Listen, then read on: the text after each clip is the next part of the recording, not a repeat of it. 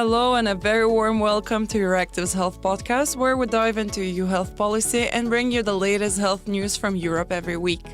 I'm Giedrė Peseckytė, and in this episode I have a pleasure of speaking with Justyna Wydrzynska, a Polish pro-abortion activist who got sentenced in mid-March for 8 months of community service. Her crime? Sharing abortion pills with another woman back in 2020, when Poland's constitutional court approved a highly restrictive new law that de facto banned abortion in the country.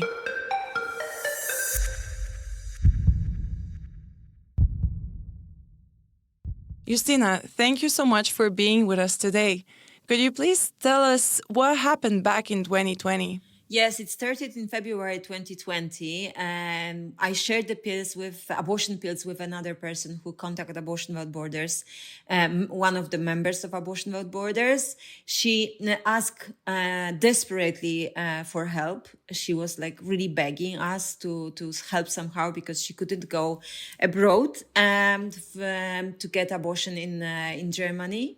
And my colleagues contact me and asking if I have pills for my own use. And when I heard the story, what was behind that there was a violent relationship, I decided that I have no other choice than do it. And I decided to pack the pills and send. The reason why I got sentenced was the husband of this person, we call her Anya. He informed the police about that she received some package. He was controlling her email. So he got the information and he called the police. So the police came to the house and took the pills, so she couldn't do abortion. And because of this, police got my phone number, so they got my name, and they realized that I'm an abortion activist. They give me charges of helping abortion and putting into the market the abortion pills without special licenses. So I received 2 charges during the court case, which we've been in for the whole year almost, because it started in April 2022. Actually, I was sentenced only by helping in abortion. So do I get it right that handing the pills is a criminal activity, but having them for your own personal use is allowed in Poland? Polish law is tricky even for the Polish citizens. We can have abortion for our own use. We can use abortion pills by ourselves, so we can do self-managed abortion at home.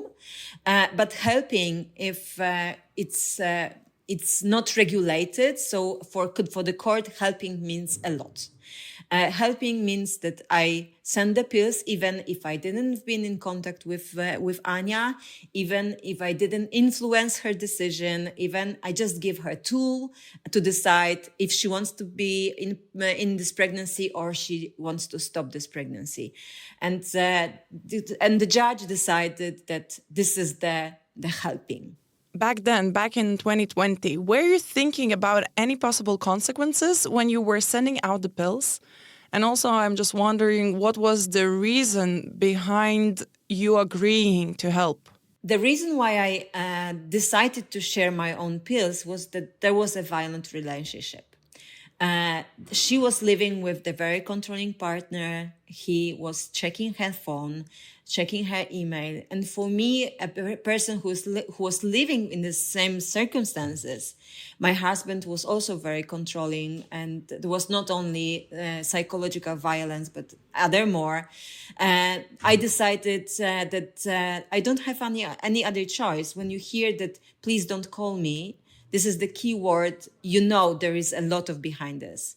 So I just decided to share the pills, and I want her to be able to decide whatever she wants. For me, my own abortion when I was living with a violent partner was the reason I felt that I can fight for my own freedom, and I wanted the same for her. And now, since you got the sentence, how do you feel and what are the next steps that you are planning to take? From the very beginning, I wasn't feeling guilty. For me, helping other people is not a crime, especially in a situation when she is living in a violent relationship, when she is begging and she's so desperate that she wants to even do unsafe things. So sharing the pills, helping other person in such situation when you really actually saving somebody's life, is not a crime. So I'm not ashamed of this. I'm not feeling guilty. Every time I said I would do the same. And also through the whole year, I was answering calls on Abortion Without Borders helpline, and I do it every day, and I support people with their abortion. And next steps I just go to the appellational court, and because the judge who was judging in my court case, she was nominated by the general prosecutor, and there is a political story behind of this. We know that we have to appellate. We have to be vocal about her nomination, her promotion to the after giving the verdict in my court case. And we will go to the appellational court and see what will happen there. If the appellational court will keep the same verdict, because it's also influenced by the general prosecutor. He's also the Ministry of Justice in Poland. We will go to the European courts and look for the justice there. You mentioned that every day you receive calls from women who are seeking help.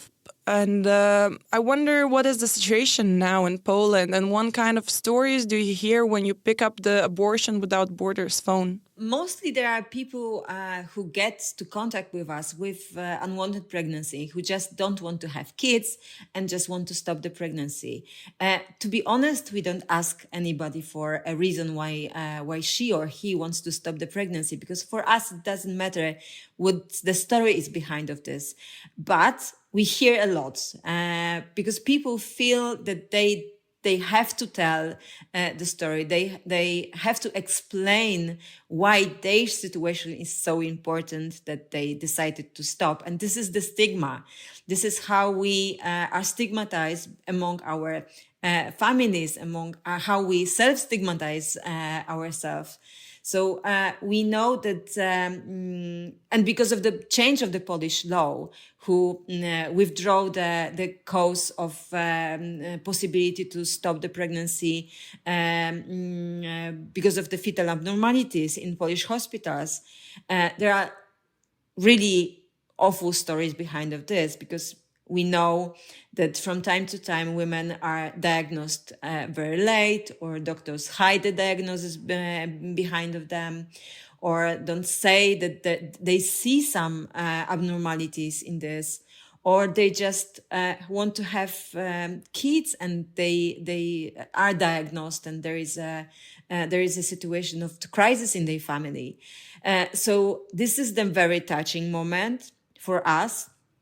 And we hear that this is the tough situation for those people, and we try to do a lot to put the woman or pregnant person in the center of the situation, to really ask about the needs, what she needs in this situation, if she needs, and to try to fill those needs in a different ways, paying for abortion, just having a friendly person, letting this people to have a friendly person in the hospital, in the clinic.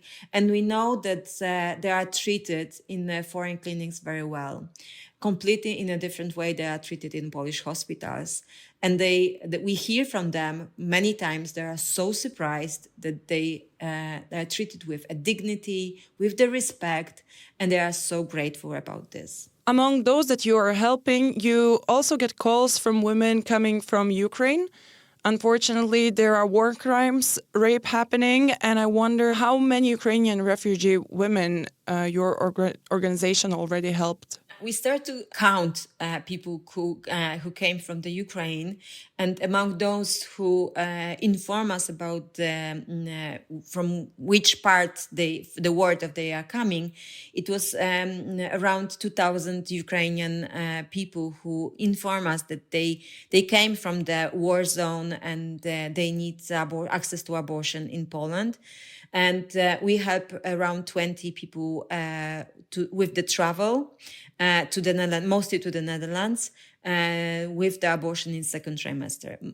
Other people, around 2,000, got abortion pills to stop the pregnancy below the 12 weeks. Women that call you, what options do they have? So up to 12 weeks, the World Health Organization says that you can use abortion pills, mifepristone and misoprostol, at home. You don't need to be controlled by a doctor. So people order pills from organization Women Help Women. They can order them on their website, and they are delivered by the post. So the package with the pills come to their homes actually. And abortion in up to 12 weeks looks like a heavier period. So every person who's having period every month can deal with it. And if you are more than 12 weeks, you can travel to Germany or Austria up to 14 weeks, or to Netherlands up to 22 weeks. There, abortion can be done without giving any reason. And in UK, abortion on demand can be accessible up to 24 weeks. If the person is pregnant higher than 24 weeks, and the abortion is possible, but in a situation of fetal abnormalities or when the life or health is at risk. And then we need the full documentation to help this kind of people to get access to abortion. As far as I know, abortion is not cheap. And then there are travel costs that adds up for those who need to get it outside of Poland. How is this possible financially? We help everyone, no matter the financial situation, no matter the family situation, no matter from which country are you coming from. We help Polish citizens, we help refugees. For us, it doesn't matter who you are. The matter is that you need abortion. And as you said, abortion costs. We don't receive financial support for Polish government. From time to time, we receive financial support for other governments like Belgium government, French government, and Netherlands embassy. So, but mostly Abortion Without Borders is supported by small donations from people around the whole Europe. And we are so grateful. Without this money, we would not be able to support people who need abortion and are able to pay for it with this. And we know that we will do anything to have this money, and this is why we came to Brussels to ask the European Parliament about some financial support. And we really count on those countries who are in the European Union to support us, the Abortion Without Borders initiative, to harm the reduction the Polish government did. And I just wondered then, how did the meeting in the parliament go? It was very, very touching moment because they support, many of European parliamentarians supported us during this court process. So we've been laughing and really happy that it ended. But of course, there were some promises behind of this, and I really hope that those promises will end with some results. But let's keep it for a secret right now, and don't tell which country wants to support us, because we have to continue these conversations. We've met also with European commissioners, and also there will be discussions about how human rights defenders can count on those commissioners with the support among the Polish jurisdiction system. While we're talking, I'm just thinking that not so long ago, European Contraception Atlas was published. And I remember when looking at the map that presents access to contraceptives, there are different shades of green for countries that are doing better, and shades of red for countries that where the access is not as good. And then there is Poland, that is the only country in dark red, being the worst country in Europe regarding the access. And it's actually getting worse every year with access to contraceptives. So it seems really troubling for me that a country that not provide good access to family planning, contraceptive options, has de facto banned abortions. Yes, it is. It's not only about the contraceptive, also the emergency contraceptive. The access to healthcare is a very tough task for us, the people living in Poland, to get. So we need a lot of things to be done in this country, not only in health reproductive life, but women's reproductive life, but also in other like regions of healthcare. Thank you so much, Justyna, for being here with us today. It was a great pleasure, and I think you're inspiring for many women out there. Do you have any final thoughts to share with our listeners? Yes, I want to tell that because in Poland there are lots of foreigners who come to this country. It's a beautiful country. There is a lot of nice places to see. But if you need access to abortion or access to contraceptives, please call number 2229 22597 and you will get our support in this. Thank you again, Justyna.